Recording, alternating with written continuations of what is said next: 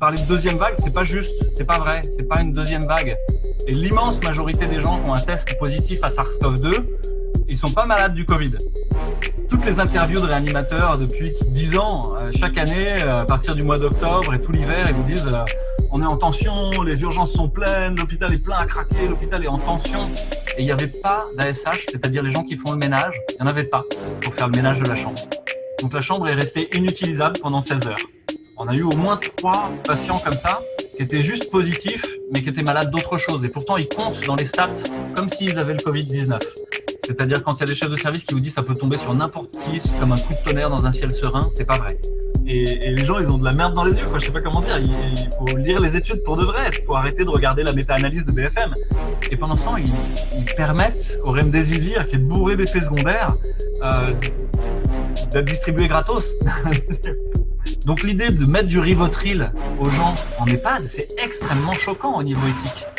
Cette personne a été diagnostiquée positive au Covid à l'entrée, alors qu'elle rentrait pour avoir une chimiothérapie d'un lymphome. Et en fait, le fait qu'elle soit positive, branle-bas de combat, tout le monde s'est alerté, etc. Mais les statistiques sont mensongères.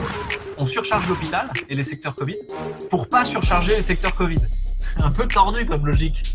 On teste tout le monde à chaque changement de service, à chaque fois que quelqu'un passe au bloc opératoire, à chaque fois qu'il rentre à l'hôpital, à chaque fois même qu'il viendrait en consultation, il faudrait qu'il ait un test de moins de 3 jours.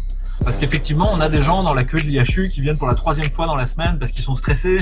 On a des gens qui reprennent le boulot et qui sont retestés, mais ils avaient déjà été testés il y a une semaine parce qu'ils étaient partis en vacances. On insiste et on focalise tout le monde sur le masque. Moi, je vous propose que quand on vous focalise sur quelque chose, c'est comme les prestigitateurs. S'ils claquent les doigts là, c'est qu'ils sont en train de vous voler quelque chose dans la poche de l'autre côté. Voilà, pareil, je veux pas me mettre en bisbille avec qui que ce soit, mais je pense que le masque dans la rue, le masque à l'école, c'est n'importe quoi. Parce que l'expérience, c'est pas la réitération pendant 30 ans de la même erreur.